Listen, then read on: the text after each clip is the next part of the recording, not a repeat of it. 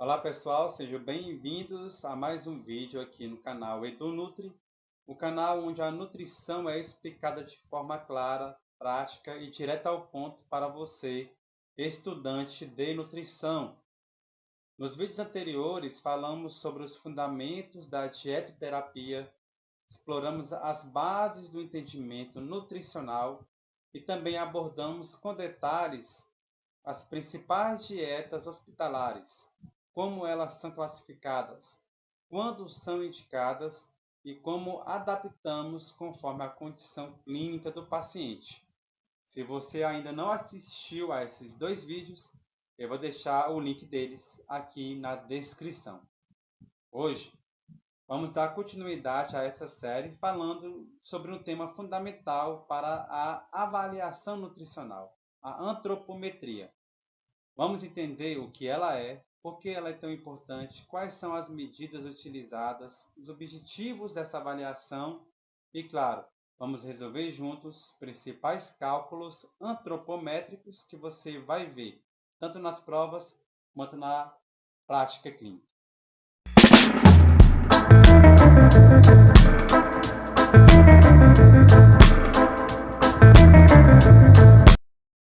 A antropometria é uma técnica de avaliação física que tem como objetivo medir as variações do corpo humano em relação à forma, tanto em composição corporal.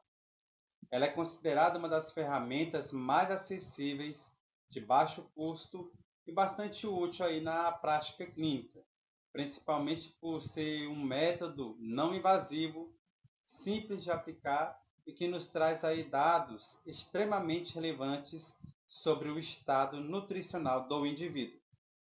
Então, é por meio dela que conseguimos monitorar o crescimento, o desenvolvimento e também o risco de doenças, principalmente aquelas relacionadas à composição corporal, como obesidade, desnutrição e doenças cardiovasculares.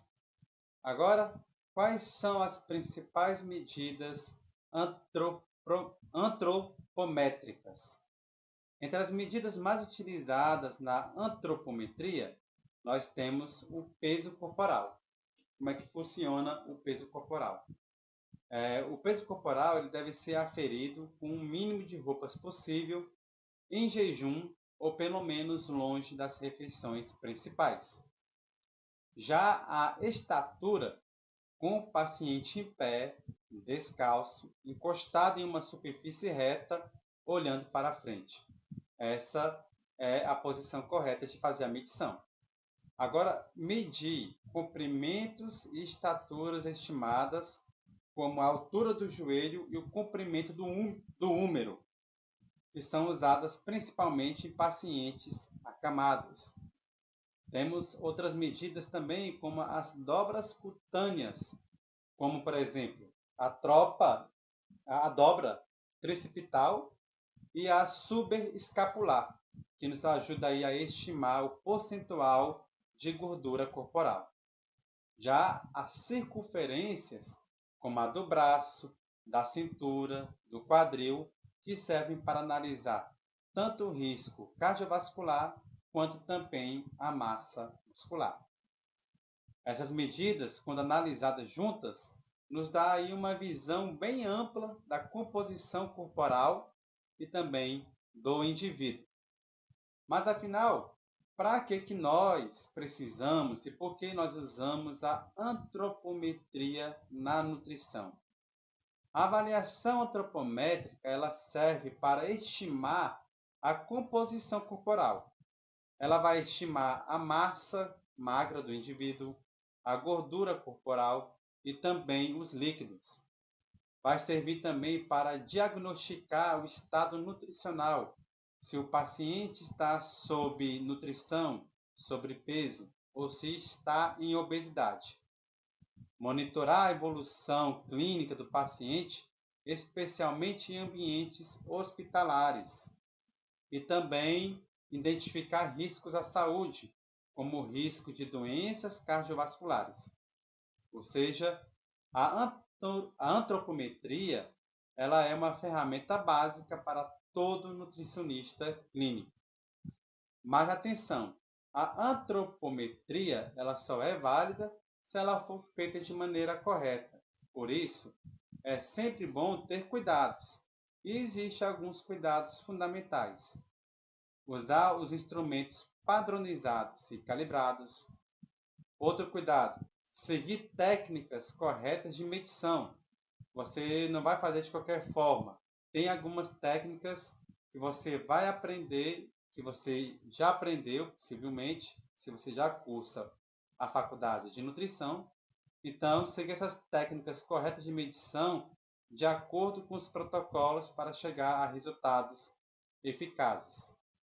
Garantir que o paciente esteja em posição adequada e nas medições sejam feitas sempre no mesmo horário, de preferência pelas manhãs. E claro, o profissional ele deve estar bem treinado para garantir que os dados obtidos ali sejam confiáveis. Agora, vamos para a parte prática, os cálculos.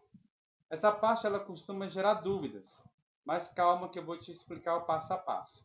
Vamos aprender aqui 2 cálculos básicos para a avaliação nutricional. A primeira avaliação é o índice de massa corporal. Qual que é a fórmula para se medir o índice de massa corporal? Você vai pegar o peso do indivíduo dividido pela altura ao quadrado.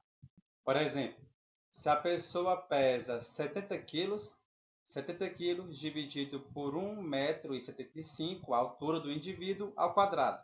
E vamos chegar a 22,9 de índice de massa corporal. Qual é a classificação? Eutrofia. Isso indica um estado de boa nutrição ou nutrição adequada. Uma pessoa eutrófica é aquela que está com peso e composição corporal dentro dos padrões considerados saudáveis, sem sinal de desnutrição nem de excesso de peso. No contexto clínico, o termo pode aparecer em avaliações como estado nutricional eutrófico, indicando que a pessoa apresenta um bom estado nutricional. Então, é comum em prontuários médicos, relatórios de avaliação nutricional e exames físicos aparecerem resultado final. O segundo cálculo, a segunda medição, é em relação à cintura e o quadril. A fórmula é a circunferência da cintura, em centímetros, dividido pela circunferência do quadril, também em centímetros. Por exemplo, 80 dividido por 100 é igual a 0,8, que o resultado seria risco cardiovascular moderado. O risco cardiovascular moderado significa que uma pessoa ela tem uma probabilidade intermediária de desenvolver doenças cardiovasculares, como o infarto, o AVC ou também a hipertensão. Nos próximos anos, geralmente entre 10% e 20% aí tem chance de desenvolver essas doenças em apenas 10 anos, dependendo do método de avaliação utilizado. Ainda há outros cálculos na nutrição para uma avaliação nutricional para aprender, onde você aprenderá nas aulas práticas e também aí no seu curso. Entre elas estão a estatura estimada pela altura do joelho, que é um método utilizado para estimar a altura de uma pessoa com base na medida da distância entre o calcanhar e o joelho, até a altura do joelho. Geralmente, se faz esse cálculo quando se faz essa avaliação, quer dizer, quando não é possível medir a altura real, como em casos de pacientes acamados, pessoas com deformidades da coluna ou em membros inferiores, também em idosos com cifose ou dificuldade de ficar em pé. A estatura estimada pelo comprimento do húmero. A estatura estimada pelo comprimento do húmero é outra técnica usada para estimar a altura de uma pessoa. especialmente útil em situações clínicas que a medição direta da estatura não é possível, onde estão aí pessoas acamadas, pessoas que sofreram amputações, pessoas que sofreram deformidades e idosos. Agora você pode estar se perguntando o que é um húmero. O húmero é o osso do braço que vai do ombro até o cotovelo. Então, a medição ela é feita do acrômio, né, da ponta do ombro, até o epicôndilo, que é a lateral da parte externa do cotovelo. Então, a circunferência muscular do braço são outra conta que se pode fazer. A circunferência muscular do braço também é conhecida como o braço zênite. E ele é um indicador antropométrico utilizado para avaliar a massa muscular de um indivíduo.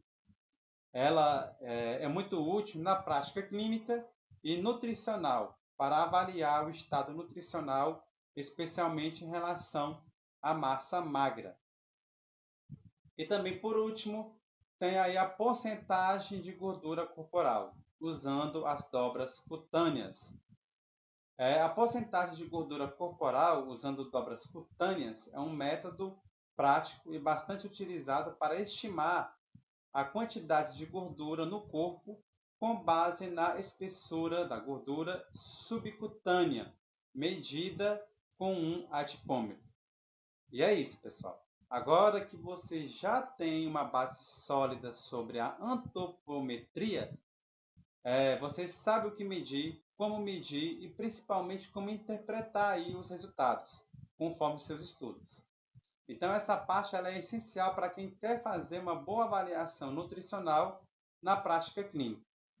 Mas, no próximo vídeo, aqui no nosso canal, vamos continuar essa série com um tema tão importante quanto os que falamos nos vídeos anteriores e nesse, os parâmetros bioquímicos.